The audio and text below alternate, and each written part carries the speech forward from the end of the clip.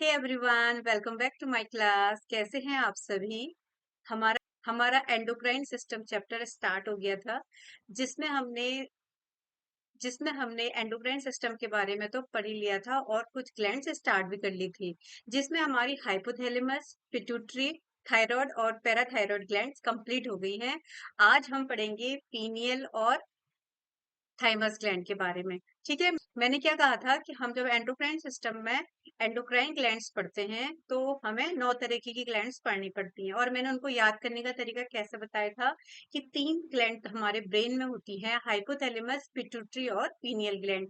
उसके बाद थ्रोट में आए तो यहाँ पर होती है थायराइड, और 4 छोटी छोटी बटन के शेप की होती है पैराथायराइड पीछे साइड, थायराइड के डॉर्सल साइड में। उसके बाद चेस्ट वाले पार्ट में आते हैं, तो चेस्ट वाले पार्ट में एक ग्लैंड होती है जिसको कहते हैं थाइमस ग्लैंड। उसके बाद हम अपने एब्डोमिनल वाले पार्ट में आते हैं, जिसमें क्या होते हैं, एक पैंक्रियास और 2 किडनी के ऊपर क्या होती हैं, एड्रिनल ग्लैंड्स होती हैं, और इंटेस्टाइन के नीचे होते हैं गोनट्स, जिसमें मेल में टेस्टिस और फीमेल में ओवरीज के बारे में पढ़ना है। इस तरीके से हम अपनी सारी 9 की 9 ग्लैंड्स को याद कर लेंगे, जिसमें हमारी 4 ग्लैंड ऑलरेडी हो चुकी हैं, हाइपोथैलेमस, पिट्यूटरी, थायराइड और पैराथायराइड। आज हम पढ़ेंगे अपने ब्रेन में पीनियल और जो चेस्ट में होती है थाइमस ग्लैंड के बारे में। तो सबसे पहले हम पढ़ते हैं थाइमस ग्लैंड के बारे में। अब थोड़ी छोटी छोटी ग्लैंड्स बची हैं, दो दो ग्लैंड्स करके हम जल्दी से इसको खत्म कर लेते हैं, और वीडियो को बहुत बड़ा ना बना के छोटी छोटी 2 ग्लैंड बनाते हैं, जिससे हमें क्या होगा, पढ़ने में भी आसानी होगी। ठीक है, देखो, ये क्या है, थायराइड ग्लैंड है, जो क्या है, 2 लोब्स में डिवाइड है, राइट लोब और लेफ्ट लोब। इसको कहेंगे हम थायराइड ग्लैंड, और इसके पीछे छोटे छोटे 4 बटन शेप की ग्लैंड्स होती है, जिसको कहते हैं पैराथायराइड ग्लैंड। अब इसके नीचे क्या होती है, जो ये 2 लंग्स हैं, 2 लंग्स के बीच में क्या होता है, हमारा थाइमस ग्लैंड होती है। ठीक है, इसका वेट क्या होता है, 10 to 15 ग्राम तो चाइल्ड में होता है, 30 to 50 ग्राम प्यूबर्टी में होता है, और 10 to 15 क्या होता है, मिडिल एज में। अब इसका मतलब क्या है, देखो, ये हमेशा ऐसा चेंज क्यों हो रही है। जब बच्चा छोटा होता है ना, तो इसका साइज छोटा होता है बच्चों में। अब जैसे जैसे बढ़ते हैं, प्यूबर्टी आती है, तो क्या होता है, ये ग्लैंड क्या होता है, अपना जितना साइज इसने लेना होता है मैक्सिमम साइज ले लेता है, और उसके बाद धीरे धीरे धीरे धीरे फिर इस थाइमस ग्लैंड का वेट और इसका साइज कम होने लग जाता है, और जैसे ही लास्ट में हम 80-90 में पहुंचते हैं, तो थाइमस पूरी तरह डिसअपेयर भी हो जाता है। ठीक है, अब कहाँ है, मैंने बताया था अभी, डोर्सल टू स्टर्नम। यहाँ पर क्या होती है, स्टर्नम होती है, उसके पीछे वेंट्रल टू अरोटा, मतलब कि जो ये हार्ट है, हार्ट से क्या होती है, ब्लड से ले जाने वाली होती है ओटा, उसके जस्ट बीच में क्या हो जाता है, थाइमस ग्लैंड होती है। ठीक है, अगर हम उसको अच्छे से डिटेल में देखें तो ये होती है डोर्सल और स्टर्नम। स्टर्नम होती है जो, और जो अरोटा होती है उसके बीच में ये होती है, और अगर उसको नॉर्मल भाषा में कहें तो ये हमारे का चेस्ट में होती है। ठीक है, इसको कहते हैं थ्रोन ऑफ इम्यूनिटी। मतलब क्या होता है, थाइमस ग्लैंड से ही इम्यूनिटी बनती है। देखो, थाइमस ग्लैंड ही इम्यूनिटी बनाता है। हमारी रोग प्रतिरोधक जो क्षमता होती है वो किस पे डिपेंड करती है, थाइमस ग्लैंड में। देखो, बच्चों में इसमें इसका साइज छोटा होता है, तो इसमें उसकी इम्यून सिस्टम क्या होगा, बहुत वीक होगा। बच्चों को देखा, इसे में सर्दी लग जाती है, जुकाम लग जाता है, उनको बहुत प्रोटेक्ट करना पड़ता है, क्योंकि उनका इम्यून सिस्टम बहुत वीक हो जाता है। क्यों, जैसे जैसे हमारी ग्रोथ होगी और हम अपनी प्यूबर्टी स्टेज में आ जाएंगे, एक अपने यंग हो जाएंगे, तो उसमें क्या हो जाता है, थाइमस पूरी तरह मेच्योर हो जाता है, थाइमस अपना पूरा साइज ले जाता है, और उस समय इम्यूनिटी पावर बहुत ज्यादा स्ट्रांग होती है। कहने का मतलब है, जब अभी देखा था कोरोना के टाइम में क्या हुआ था, जब मतलब कि 50+ वालों में ही ज्यादा हो रहा था, यंग जितने भी थे वो क्या कर रहे थे, इसको उनका इम्यून सिस्टम इतना स्ट्रांग था कि वो क्या हो रहा था, एकदम से अटैक नहीं हो पा रहा था उनपे। लेकिन जितने भी हम बड़े बूढ़ों की बात करें, इफेक्ट ज्यादा हो रहा था। क्यों, क्योंकि उनमें क्या था, इम्यून सिस्टम जो था उनका बहुत ज्यादा वीक। किसकी वजह से, थाइमस ग्लैंड की वजह से, क्योंकि थाइमस ग्लैंड का साइज फिर धीरे धीरे कम होने लग जाता है, और उससे फिर हार्मोन कम रिलीज होता है, और धीरे धीरे क्या हो जाता है, ये थाइमस ग्लैंड क्या होती है, कंप्लीटली डिसअपेयर भी हो जाती है। ठीक है, इसको क्या कहेंगे, थाइमस एट्रोफिक्स विथ एज। मतलब एज के साथ ये क्या हो जाता है, कम होते रहता है। देखो, अगर मैं बात करूं इस ग्राफ की, अगर कोई बच्चा छोटा है, 0 to 5 ईयर्स है, तो उसमें क्या होगा, ये थाइमस ग्लैंड होगी, वो क्या करेगी, जो कम होगी। लेकिन जैसे जैसे जैसे हम बड़े हो जाएंगे, 35 to 30 एज में आ जाएंगे, तो क्या हो जाएगी, थाइमस क्या हो जाएगी, अपनी पीक पे आ जाएगी। मतलब वहां पर फुल थाइमस का साइज बड़ा हो चुका होगा। लेकिन जैसे जैसे हम 50 टू 60 ईयर्स में जाते हैं नीचे नीचे, तो थाइमस का साइज क्या हो जाता है, कम होते रहता है। और जैसे ही 70 टू 80 90 100 एज में आता है, तो ये क्या हो जाता है, कंप्लीटली डिसअपेयर हो जाता है। इस ग्राफ की हेल्प से आप समझ सकते हैं कि कैसे देखो बच्चों में धीरे धीरे बढ़ रहा है, और एक स्टेज ऐसे आती है जहां थाइमस अपना पूरा ग्रोथ ले लेता है, और फिर जैसे 50 टू 60 एज आती है, तो ये क्या होने लगता है, कम कम होते जाता है, और एज 70 80 100 आने आने तक क्या हो जाता है, ये पूरी तरह खत्म हो जाता है। तभी कहा है कि बच्चे और जो बूढ़े होते हैं उनमें इम्यून सिस्टम बहुत ही वीक होता है, और फिर जो 22 to 40 ईयर्स के होते हैं उसमें इम्यून सिस्टम थोड़ा सा स्ट्रांग रहता है। किसकी वजह से, थाइमस ग्लैंड की वजह से। अब जो थाइमस ग्लैंड होती है वो कौन सा हार्मोन रिलीज करती है, थाइमोसिन्स। ठीक है, थाइमोसिन्स इसलिए कह रही हूँ क्योंकि ये एक सिंगल हार्मोन नहीं है, ये बहुत सारे ग्रुप्स मिलकर बना है।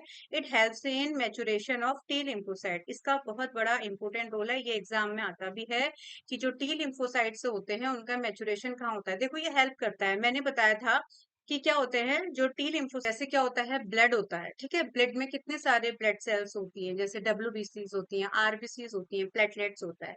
वैसे जो डब्ल्यूबीसी होता है उसमें क्या कहते हैं, लिम्फोसाइट्स कहते हैं। दो टाइप के होते हैं, ठीक है, कौन कौन से, एक होता है टी लिम्फोफाइट, टी सेल्स, एक होता है बी लिम्फोसाइट। ठीक है, तो जो थायरोक्सिन हार्मोन होता है वो क्या होता है, जो टी लिम्फोसाइट सेल्स होती हैं उसको मेच्योर करने में हेल्प करता है। ठीक है, लेकिन इनका फॉर्मेशन तो कहाँ होता है, बोन मैरो में। जैसे पता है कि सारे जितने भी ब्लड सेल्स होती हैं, चाहे वो आरबीसीज हो, डब्ल्यूबीसीज हो, या प्लेटलेट्स हो, वो उनका फॉर्मेशन कहाँ होता है, बोन मैरो में होता है।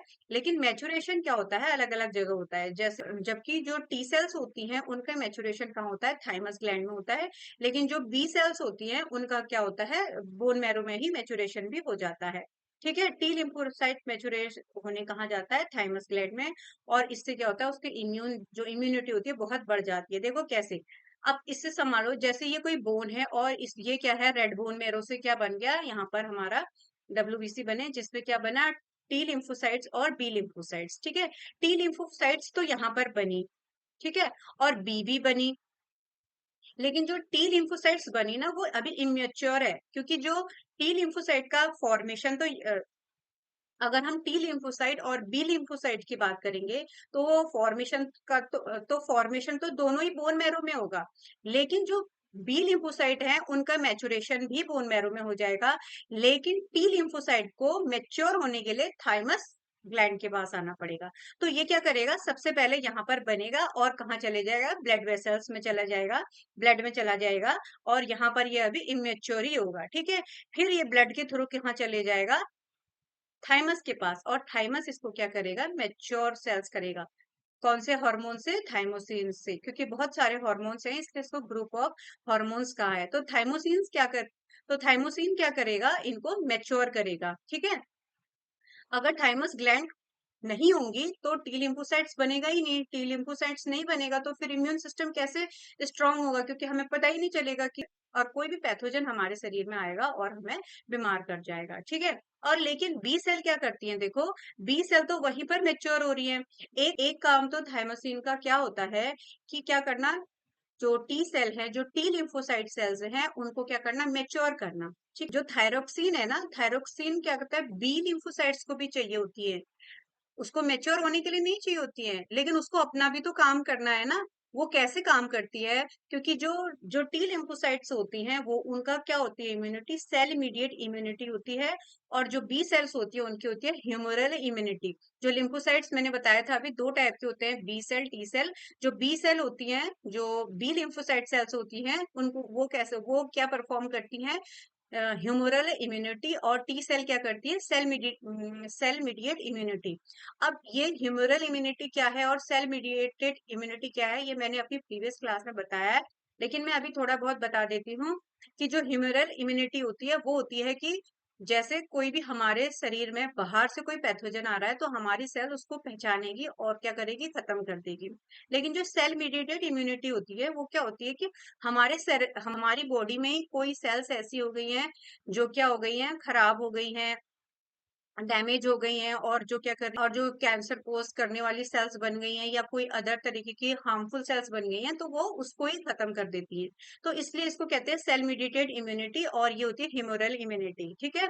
अब क्या होता है, तो जो थाइमोसिन हार्मोन है, उसका एक काम तो क्या हो गया, क्या, जो टी लिम्फोसाइट सेल है उसको मैच्योर करना, और एक काम क्या है, टी लिम्फोसाइट और बी लिम्फोसाइट्स को दोनों को क्या करना, प्रोटेक्शन करना, कि हाँ जाओ तुम अपना काम करो। विदाउट थाइमोसिन बी सेल और टी सेल अपना काम नहीं कर पाएंगे। उनका सेल और बी सेल होते हैं, उन दोनों का जिस थाइमोसिन की जरूरत होती है, जब थाइमोसिन होगा तभी वो अपनी एक्टिविटी को परफॉर्म कर पाएंगे। ठीक है।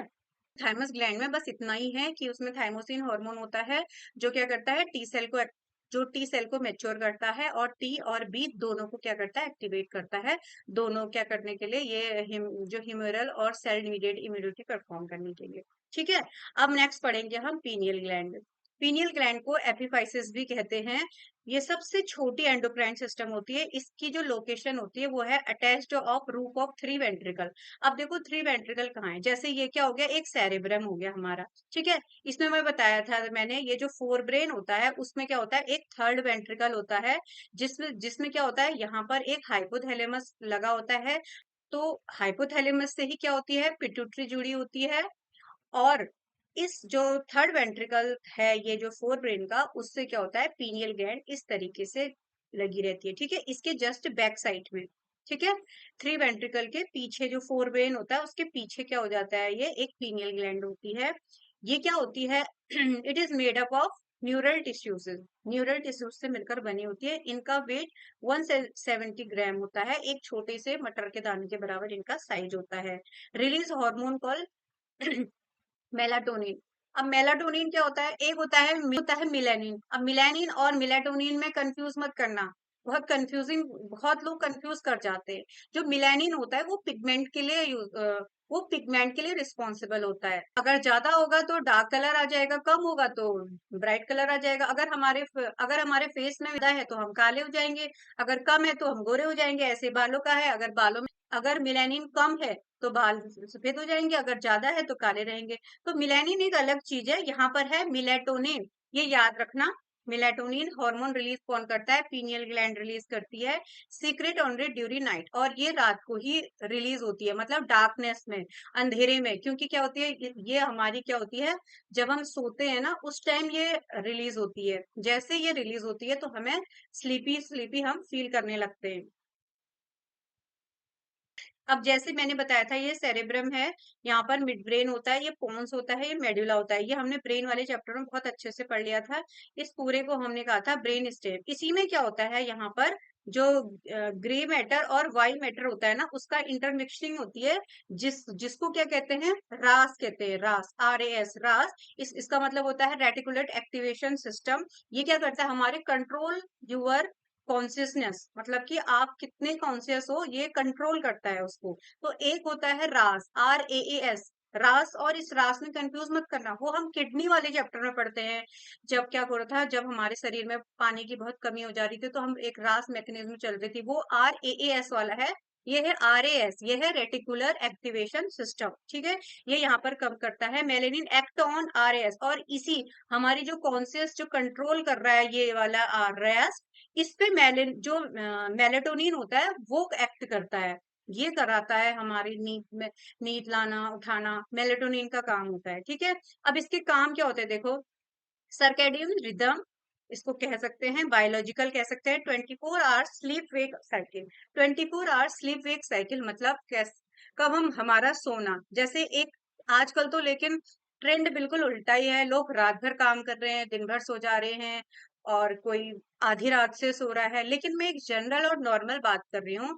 तो जैसे अंधेरा होता है, शाम शाम होने लगती है, डार्कनेस बढ़ने लगती है, तो लगता है जो मिलेटोनिन होता है उसका अमाउंट बढ़ता है रात को। और ये क्या करता है, दिन के कंपेयर में 10 टाइम ज्यादा ये रात को प्रोड्यूस होता है। और हम क्या होता है, बहुत गहरी नींद में सो जाते हैं। और जैसे जैसे सुबह होती है, उजाला होता है, तो ये मेलाटोनिन होता है, इसका जो रिलीज अमाउंट होती है वो कम कम कम होने लग जाता है, और हम उड़ जाते हैं।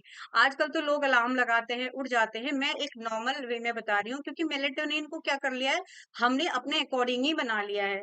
ठीक है। लेकिन जो नॉर्मल काम मेलाटोनिन का होता है वो क्या होता है, जैसे ही नाइट होती है ये रिलीज होता है और हम स्लीपी फील करते हैं, हम सो जाते हैं। जैसे ही सुबह होती है उजाला होने लगता है, इसका अमाउंट धीरे धीरे धीरे कम होने लग जाता है और हम जाग जाते हैं। इसलिए इसको 24 स्लीप वेक साइकिल भी कहते हैं, बायोलॉजिकल क्लॉक भी कहते हैं।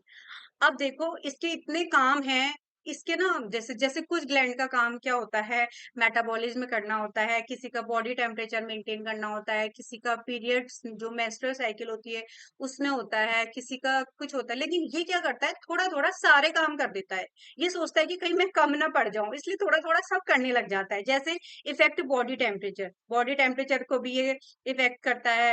Effect menstrual cycle of puberty, देखो इसमें भी अपना फर्क दिखा रहा है। इम्यूनिटी उसमें भी, जैसे हमने अभी थाइमस ग्लैंड पढ़ी थी, लेकिन नहीं, इसको भी काम करना है।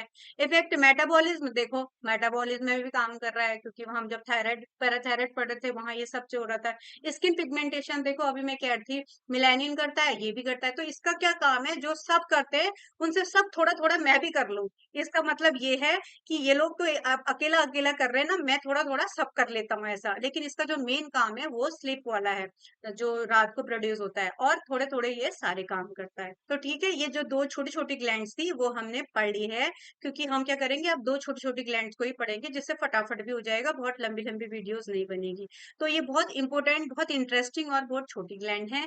और अगर आपको अच्छी लगी तो लाइक कर दीजिए, चैनल को सब्सक्राइब कर दीजिए और अपने दोस्तों तक शेयर कीजिए। और जो भी आपके डाउट्स हैं या जो भी आपको बात करनी है तो प्लीज कमेंट बॉक्स में कमेंट कीजिए। और हम मिलते हैं नेक्स्ट क्लास में नई ग्लैंड्स के साथ। Till then bye.